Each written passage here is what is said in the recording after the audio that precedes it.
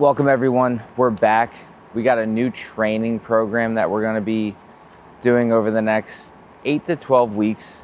I'm gonna call this the Foundation Rebuild or Rebuild Foundation. I'm not sure which way I'm gonna go with it when I'm starting to title these videos, but after our last training block, got our KPIs, got our testing data, kind of looked back on how we were training, what we were doing, where we could make improvements, where things aren't done the best, I guess we could say. So for this program, we're looking at rebuilding, right? So looking at my cleans. Technically, there's a lot of issues with my cleans from the pull, especially when I get to the knees. Back squats, mobility is horrendous. It always has been, but it's definitely gotten worse. And I think I compensate a lot by using the 15-degree wedge to squat on. So from here on out, everything we're doing is trying to rebuild, whether that's increasing mobility, increasing work capacity, increasing our ability to stay in control or stay in better positions under higher volumes and time under tension. Also with that, we're gonna get some hypertrophy work. We're gonna get a little other qualities kind of built in, a lot of tissue resilience. Basically, we're going into a nice long GPP phase, right? Volume is going to be higher, intensity is going to be lower, our exercise library is going to be bigger. We're going to try to be global in everything we do.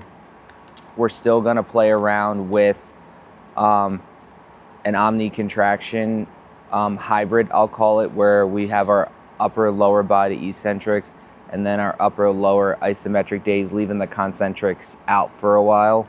I'll talk about in a later video where I think this goes wrong, which obviously why in omni contraction you just don't have eccentric and isometric. There's a concentric day to it, on where my test results weren't where they want to be based on the factors we're trying to clean up now, but just a little bit more on the programming side. So for today, we're going to go through our warm-up. Warm-up's a little bit more extensive during this GPP block. We're working on some different areas that we need to improve on, and also areas that as a coach I want to demo better. We're doing a lot more hip stuff with my softball team, so I want to make sure I'm working on my hips so that way I can demo these movements to my athletes, but also reap the benefits at the same time.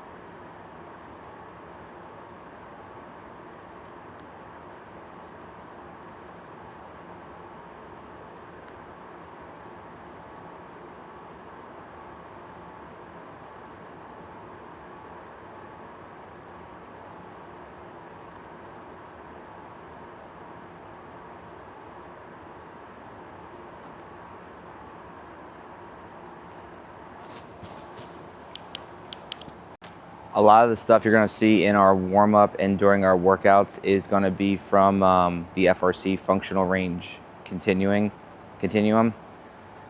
Basically trying to get the joints going from that circular motion as we're going through each one of the reps.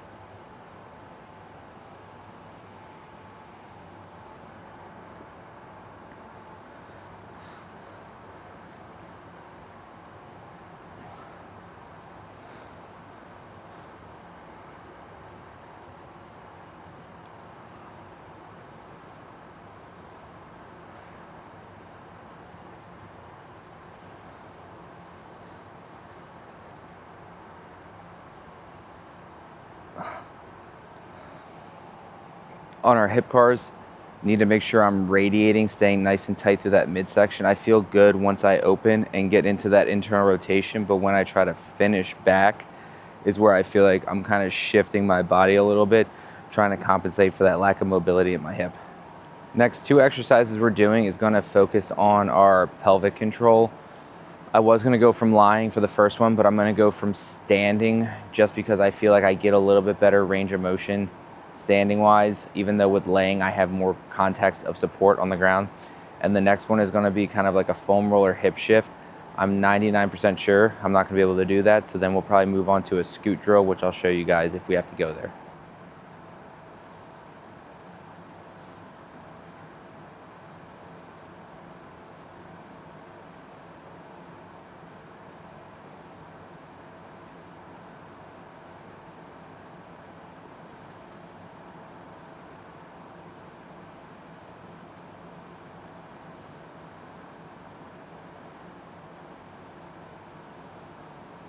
So scoots, a little bit better. I'm able to kind of shift my hips through it, but I will say giant cramp in my quad trying to stay locked out with it. So definitely these pelvic floor drills, these rotation drills, trying to really get my hips going. I'm excited to kind of see how it plays out over the next couple, like I said, 8 to 12 weeks this GPP phase is going to go through. So we'll see how we improve. Can we progress from like level 0, 1, 2, 3? I think my one coworker said he's got about 5 different phases and levels of how this kind of builds and grows from one another.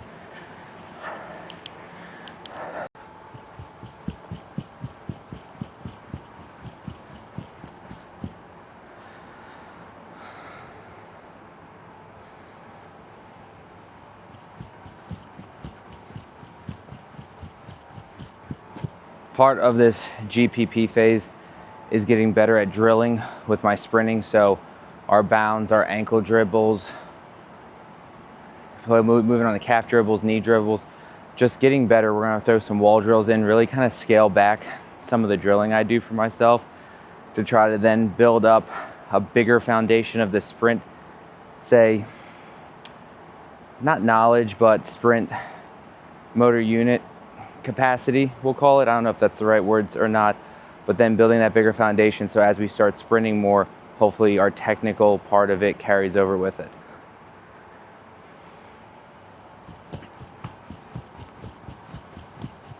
So just finished up our warm-up, our movement prep. Only thing not shown was our rudiment hop series. If you look back at any of our summer training vlogs, I feel like every time we sprinted, rudiment hop series was in there. So feel free to go back on those. As we go through these, I'll probably sprinkle more in as we're playing with different variations of that rudiment hop series. But we're gonna get our wall drills in. God, words are hard. So with these, I use these a lot with my youth athletes of thinking of just getting long, knee up, big switching, trying to think about putting force through the ground, trying to use my glute to push down versus trying to like pull with my hamstring. I've used it a lot with my youth athletes. I've never really done it myself, so kind of curious to see how these go and how these look.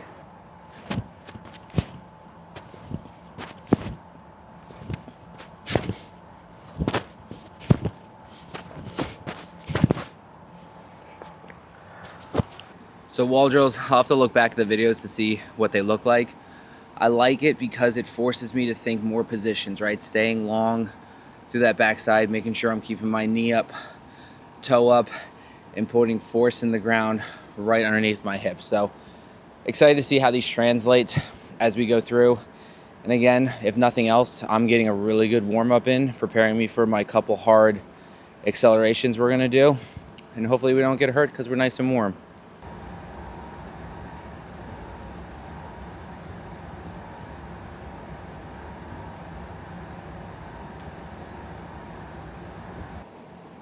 If you watched any of the summer training vlog, you understood that I did a lot of practice and a lot of variations of bounding. The single leg bound sticks is something I got from one of our track coaches here to try to help teach bounds, of trying to understand, of thinking like you're leaping over the puddle, you're getting tall through that leg, landing on that next one. So for this, it's a very regressed version of a leap stick as we go through. We only did 2 sets for 10 yards, but again, we're gonna build onto this as we go through. So last thing we have today is we got 3 to 4 reps of a hard 2-step push-off. So all we're thinking about is those first 2 steps of acceleration, getting that knee up, being violent and forceful through the ground. Probably no commentary on this. I'm just gonna film a couple of them and then we'll wrap up before we head into the weight room.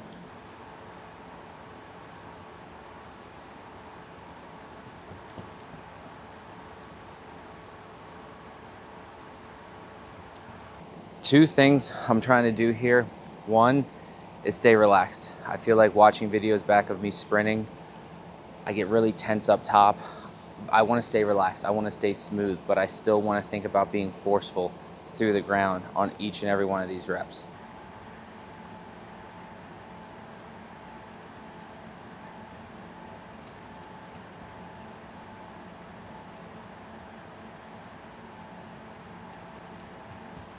So 4 hard 2-step accelerations is what we got today, and that's it. Honestly, sprint sessions are intensity's way lower. We're thinking more drills. We're thinking more mobility, finding ways of like, all right, what do I suck at? What am I compensating with? How do I then address that through training to make sure it improves and I get better at it? So next we're gonna go into the weight room. There's probably gonna be a team and music playing in there, so I'll most likely just kind of overlay some of my own music on this and give you guys some just clips of today's training, GPP stuff. One thing I am thinking about doing is all my training sheets, whether that is on the track, my actual lift cards for that day, adding them into the comments so that way you guys can see firsthand exactly like what I did. If I had something written on there and I had to take it out or I had to make changes, kind of adding more stuff into the description or comments of the video so that way you guys get a better idea of what I'm doing besides just seeing it. Because sometimes I don't film everything, like I forget to film something, I'm in a rush, so I got to get some stuff done. So this way you guys can get a full breakdown of it and then hopefully see it on paper, rep sets, and then also get the visual from the videos of how I'm actually going about doing this. If I am making any changes, how am I cueing myself based on what I'm feeling. So we're going to finish up in the weight room for our eccentric lower body lift.